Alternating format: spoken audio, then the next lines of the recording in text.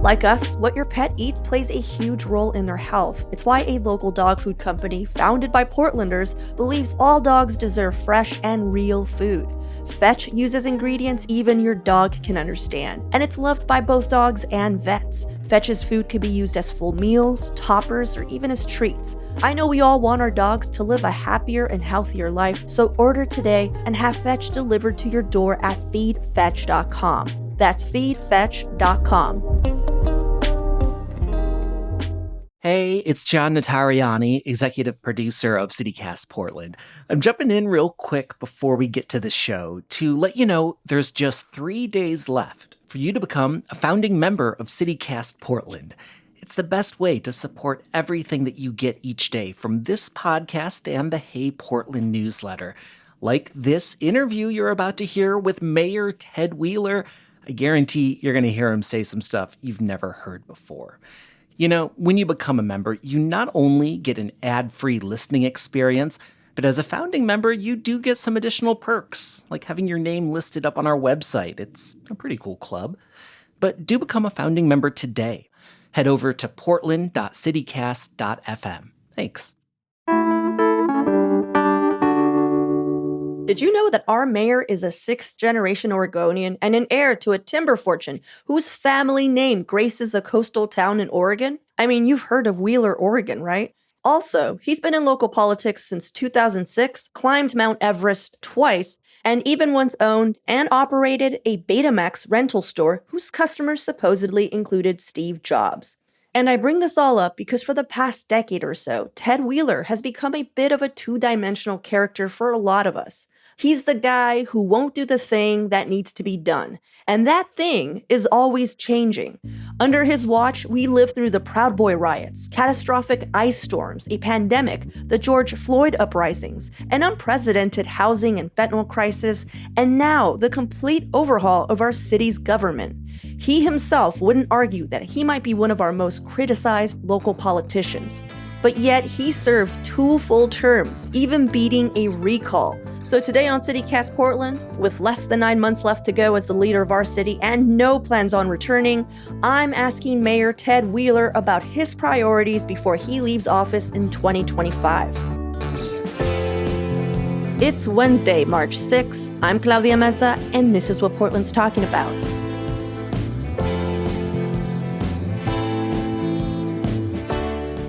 Julia and I we didn't think about it, and we were both wearing like sports jerseys, and we just looked at each other and we're like, one of us has to change. He's going to be so confused. He's going to be like, is this like a lesbian sports show? Like, what did I get booked on? Hey, that's all right. I can think of worse.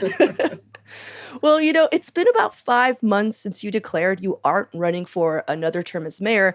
And I know when I'm about to leave a job, like I start caring less about office politics and honestly, sometimes even the job. But I'm curious, is there anything you've been able to accomplish in the last few months that you weren't able to do before because you're just like, bye, you know?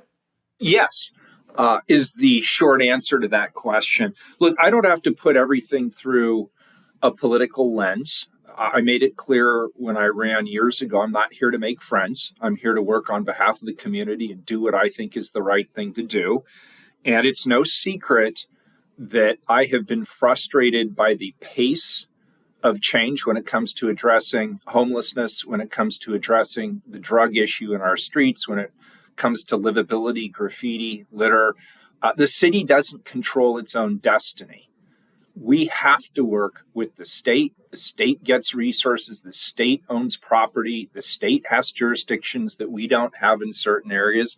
And similarly, when it comes to the kinds of crises we're facing, whether it's homelessness, whether it's substance use disorder, or other type of issues, we have to work with the county. The county is the public health authority. The county is the mental health authority. We don't have the people, we don't have the resources, we don't have the expertise, and we don't get the funding for those services. So if we're out there trying to address homelessness, or we're out there trying to address drugs or criminal activity or anything else, we can't operate on an island. We have to partner.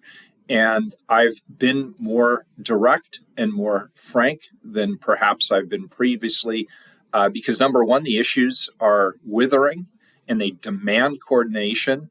And second of all, I'm not going to be here for that much longer. And if I really want to institutionalize the kinds of changes we've made, the task sites, the work we've done around street services coordination, the work we've done around public safety, the creation of PIMO and our efforts around litter and graffiti, if I want to institutionalize those things, I've only got a matter of months to do it. And so I'm pushing hard. And I know I'm pushing people hard, but I think that's just the way it's going to be between now and December 31st. Yeah. I have noticed. I mean, I would say we have noticed that you've been a bit more vocal. And honestly, I really like that Mayor Wheeler. You like the grumpy Ted? Oh my God. Yes. So the city's new form of government launches at the beginning of 2025. And that's not really that far away. So what are some of the biggest, like, oh crap, to-do list items for you? Like stuff that you think we really, really need to get done before that happens?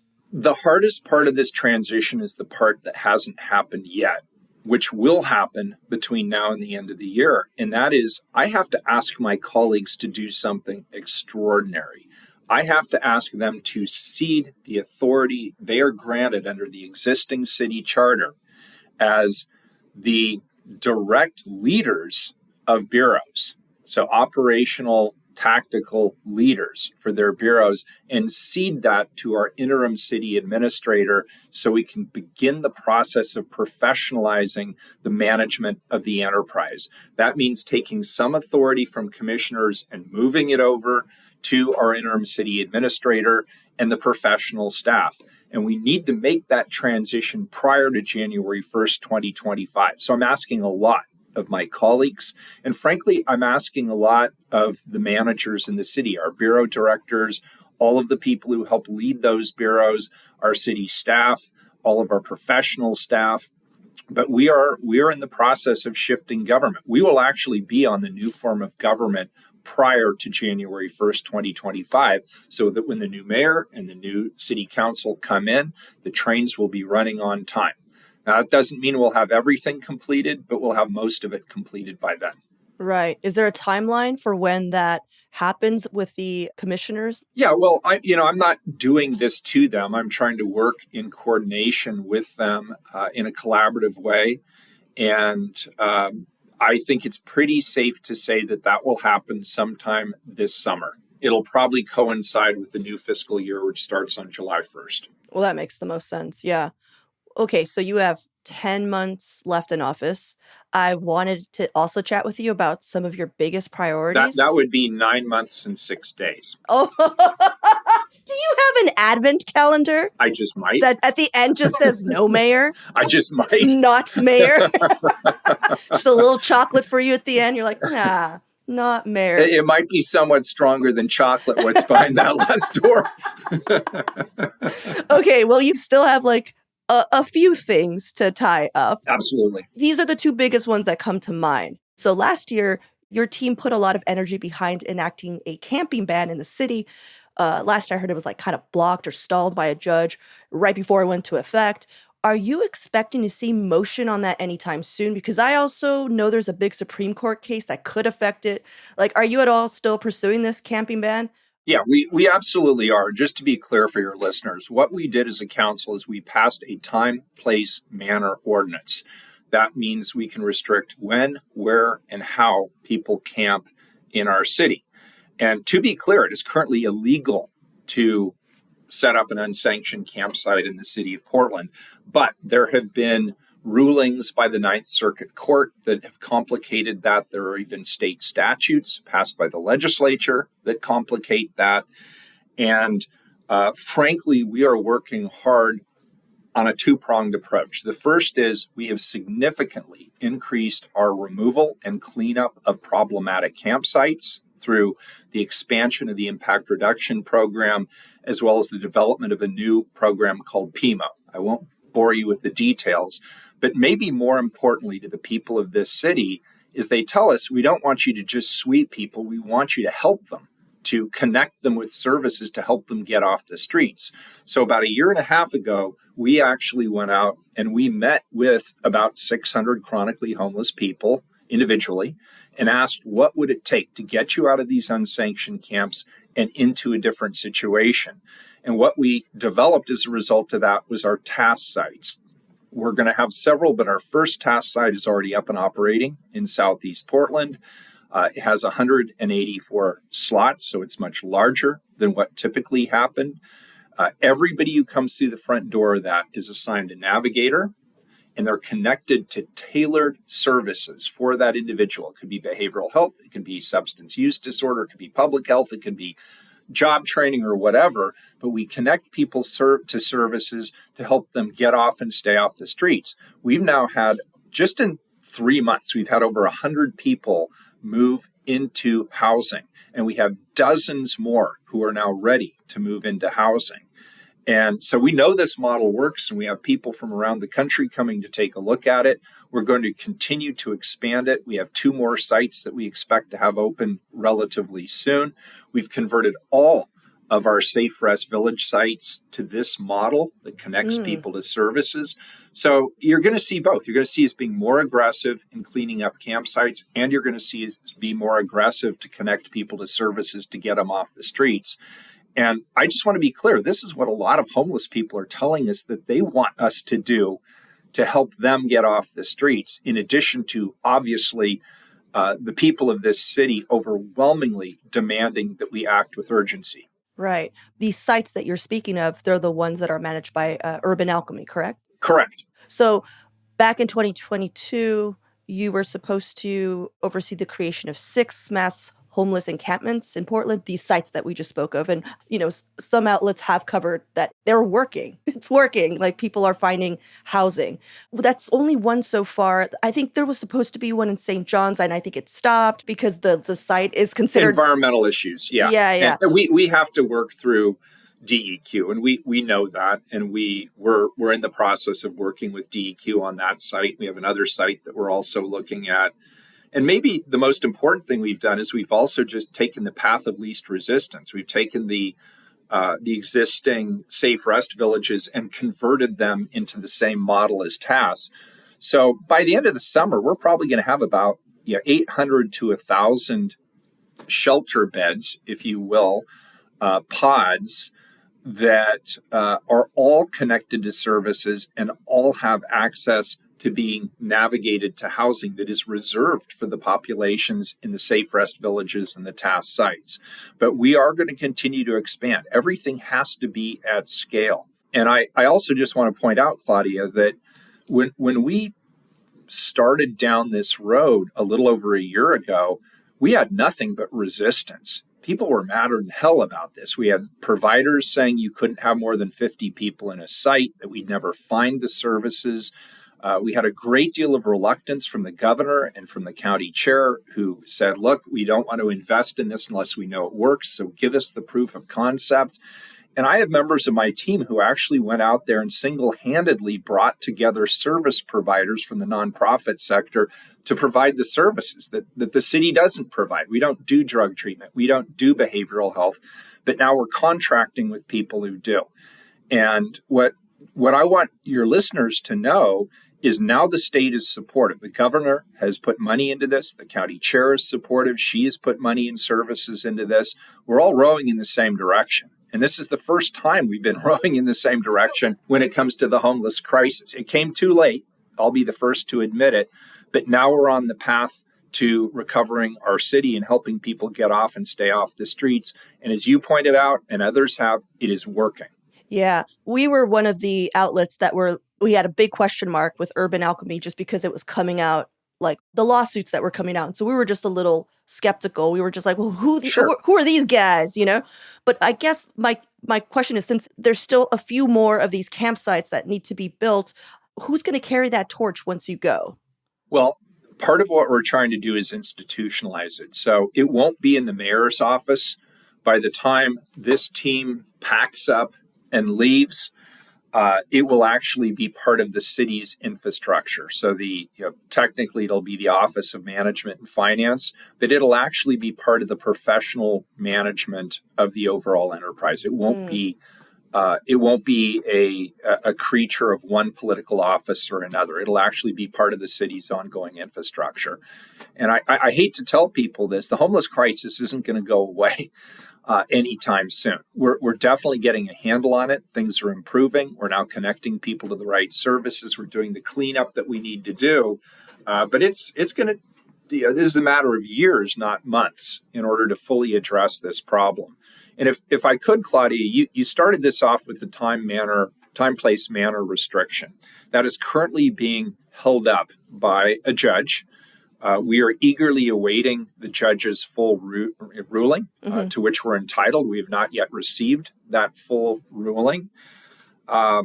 If we need to tweak it based on what the judge comes back with, we'll tweak it and we'll bring it back to council in a revised form, and we will enforce it. Yeah. What have you learned about how difficult this process has been? There's too much government. Yes. There are too many. Look, I realize Oregonians are historically very, very skeptical about centralized power and authority. And we reflect that through just this scrambled eggs mixture of fragmented government, metro, county, city, state, and the list goes on and on and on, all the way to the water districts. And, while I appreciate that too much power concentrated in too few hands can be a bad thing, it's also true that if you fragment authority too much, nobody can get anything done. And so I spend most of my day, and I'm not kidding you on this, communicating with state and county and metro and other officials about how we need to collaborate and work together to solve a problem that in other cities, they just through executive fiat get it done.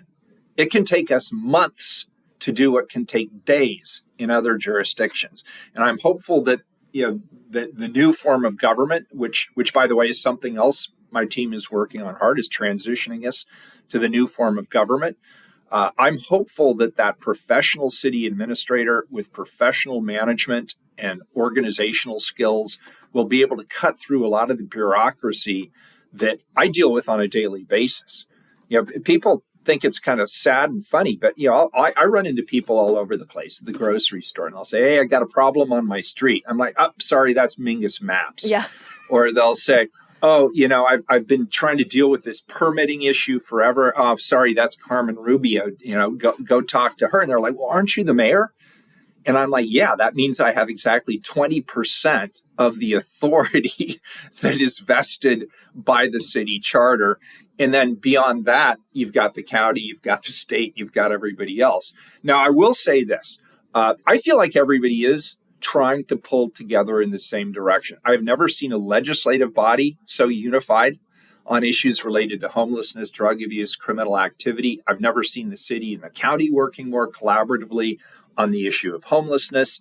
I've never been in a room with the governor talking about litter, graffiti, bottle drops, and other things in the way that I have under the current governor. So I feel very honestly optimistic about the future. And I can see the turnaround, and other people are telling me they see the turnaround. It's here. The recovery is here. And now we got to talk about how we not only recover, but extend that growth trajectory into the future. Yeah. All right. Well, let's take a quick break here. And when we return, we're going to find out what's going on with a 90-day fentanyl state of emergency.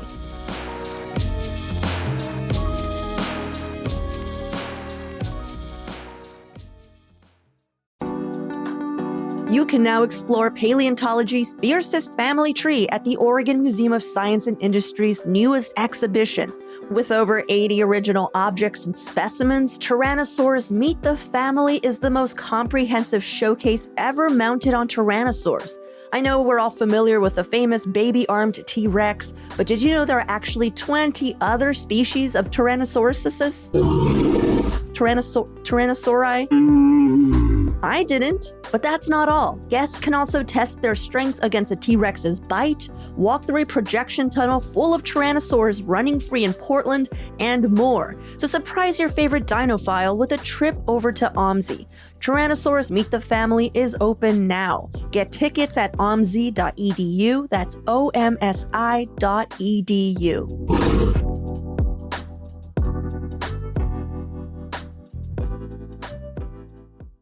We're about a month into the 90-day fentanyl emergency, the declaration that Governor Kotek made.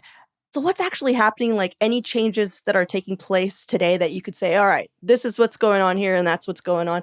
Yeah, so it's early in. I'm going to be honest with you. The city was already organized. We already had daily meetings. We have our street services coordination center. We are already pulling together our first responders, law enforcement, street response, the other efforts that we do around livability, litter collection, graffiti abatement.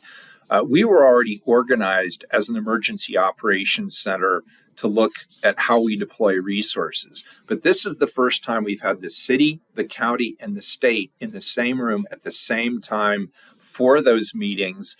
And while the city is still leading this effort, make no mistake about it, there's an opportunity here for not only law enforcement and fire and rescue resources, but we're also bringing our outreach and substance use disorder services, the houseless navigation teams, the cleanup teams, all of them get together now first thing in the morning. They're coordinated. They decide, what are we working on today? Where do we deploy our resources? What are our priorities?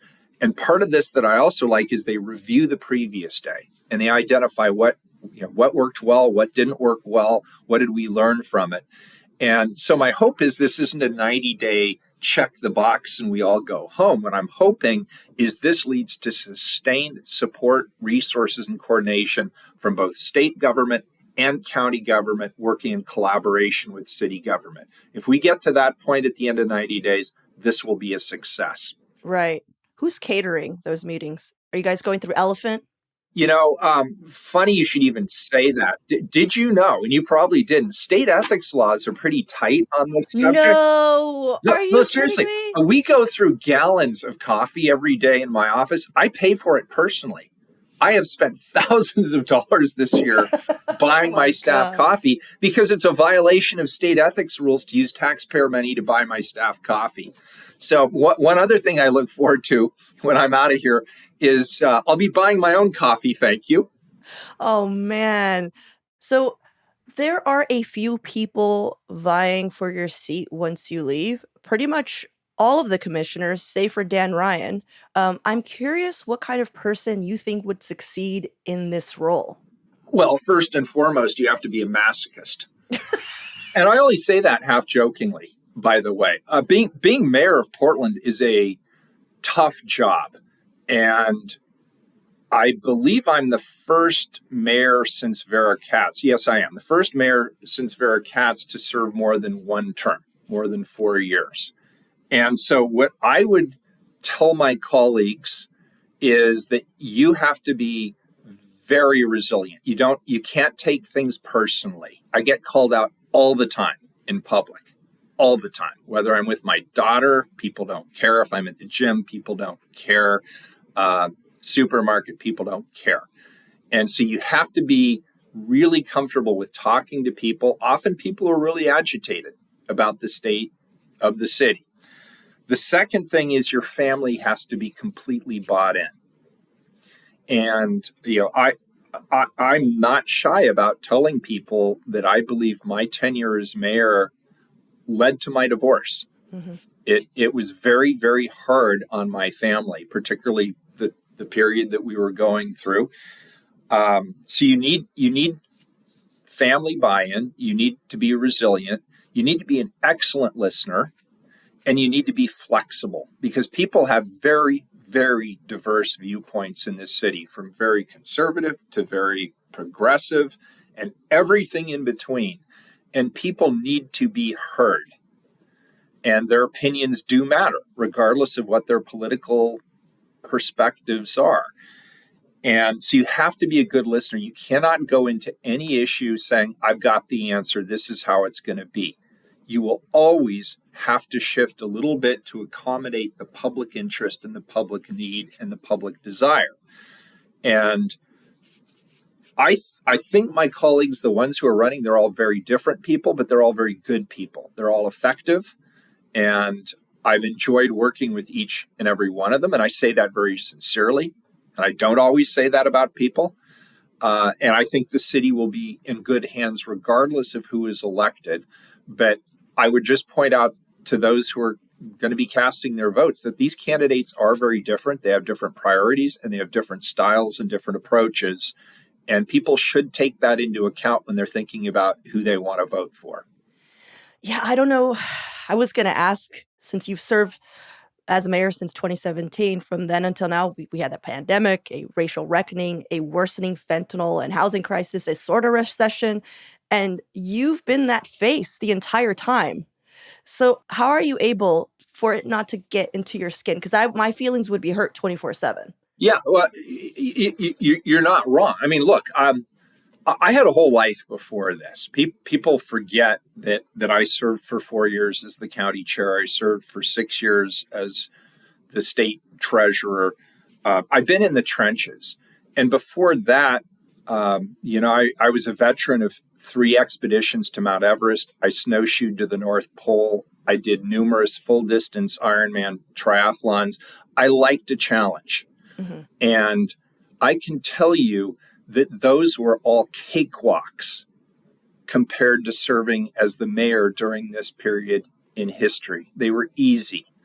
And I have constantly had to challenge myself mentally to stay in the game.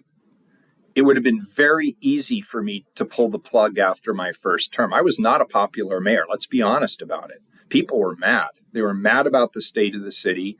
And naturally, they would blame the boss. That's me. And I get it.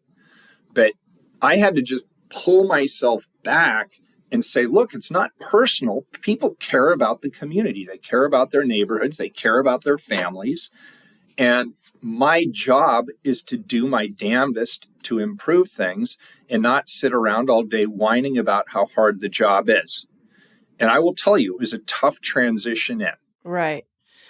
Well, last question. You used to do a lot of mountain climbing. I'm curious what you're hoping to pick back up in 2025, because we'd love to convince you to speak to Earl Blumenauer to maybe finally smoke some cannabis, possibly with you.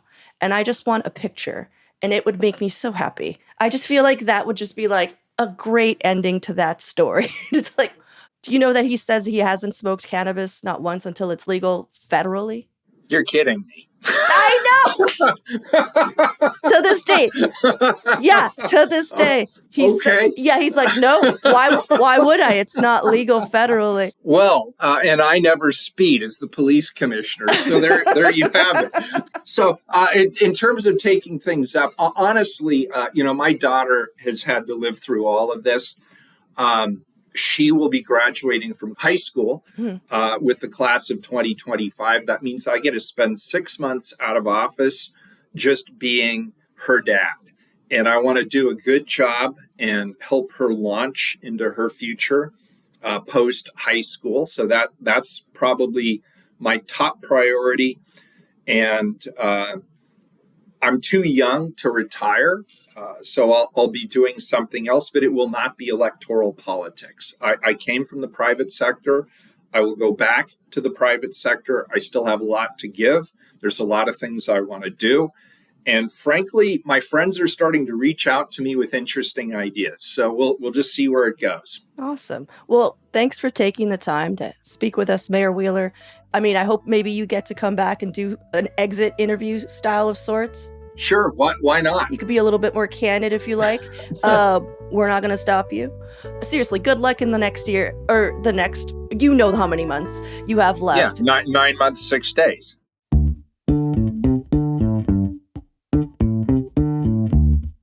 That's all for today here on CityCast Portland. Thanks so much for listening. If you enjoyed the show, please share it with a friend, rate or leave us a review. It really does help us out.